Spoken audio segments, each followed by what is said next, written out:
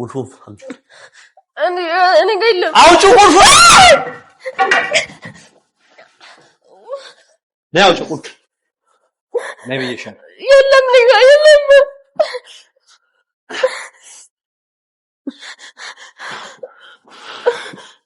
ታውጪው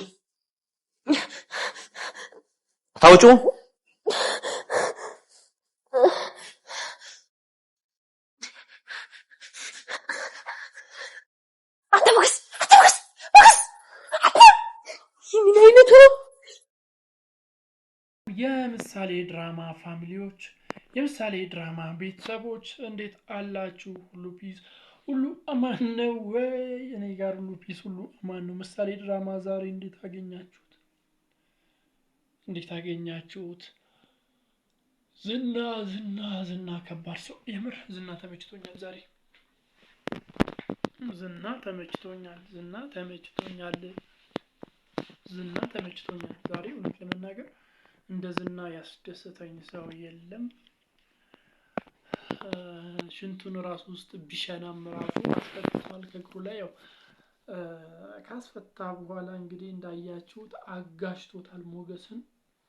ዳጣ ደግሞ ያው ምንም ማድረግ አልቻለችም። ደንግጣ ነው የቆመችው። የያዘችውን ዱላ እንደያዘች ይዛ ድርቅን ያለችው ሞገስን ዘርግፎታል። ሞገስን ጥሎታል። ተው መድብል ይምጣ መጀመሪያ ምናምን ስትለው ሞገስ እምቢ ብሏት ፈቶት ነበር። እንዳያችሁት ፈቶታል። ሲፈታም እንግዲህ የሚገባውን ያክል ዋጋውን አግኝቷል። ዋጋውን ያገኘው ለምን ይገባዋል። ማንፈታ አለው። አቅሙን ያውቃል። ሞገሳውን አቅሙን ያውቃል። ዝናና ሞገስ የሚወዳደሩ ሰዎች አይደሉም እና አቅሙን ያውቃል። አርፎ መቀመጥ ሲገባው ሄዶ ፈታው። ያው ማጅራቱን ብሎ ጥሎታል። በጣም በሚገርም ሁኔታ ጥሎታል። በሌላ በኩል ደግሞ እንዳያችሁት መድብል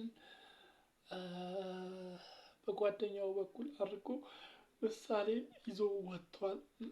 የመድብል ጓደኛ ምሳሌን ይዞ ወጥቷል።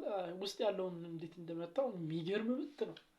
የሌለን ይዘጋጋው ብቻ ቆላልፎት ነው። ከዛ ምሳሌን ይዟት የወጣ ምሳሌን ይዟት ከወጣ በኋላ ደግሞ በር ላይ ሁለት የካሌብ ሰዎች ገጥመውታል። እነሱንም እንግዲህ እርግጠኛ ነኝ ይመታቸዋል። ቀጣይ ክፍል ላይ እንደዛ ነው የሚሆነው። ሁለቱንም ቷቷቷ ያረጋቸውና ይመታቸዋል። ከዛም ምሳሌን ለመድብል ያስረክባል ብዬ አስባለሁ። ዝናም ከዛ ያመልጣል። ያው ቤት ውስጥ ነው ያሉት አሁን። ዝናም ያመልጣል ብዬ አስባለሁ። ወይስ መድብል ይመጣል? ሊወጣ ሲል መድብል ይመጣል። ከሁለቱ አንዱ እናንተ ምን ታስባላችሁ? ያመልጣል ወይስ መድብል ይመጣበታል? ምን ሐሳብ አላችሁ በዚህ ጉዳይ ላይ? ምን ሐሳብ አላችሁ? ያው ብቻ ሰዎቹ የዳጣ ዛቻ ምንም ባዶ ሆነ። እንደዛ ስትዝትበት ስትናገረው ምናምን ነበር። አሁን እግሩ ሲፈታ ደንግጣ ደርቃ ነው የቀረችው። ሞገስም ምንም ሊያደርገው አልቻለም። ኮንትሮል ሊያደርገው አልቻለም። ብቻ እስቲ በቀጣይ ምን ይፈጠራል ብላችሁ ታስባላችሁ? የምታስቡትን ሀሳብ አስተያየቶቻችሁን፣ ግምቶቻችሁን በኮሜንት መስጫ ሳጥን ላይ አስቀምጡልኝ። ቻናል አዲስ ከሆናችሁ ሰብስክራይብ በማድረግ ደወል ምልክቱን መጫን እንዳይዘነጋ። ባይ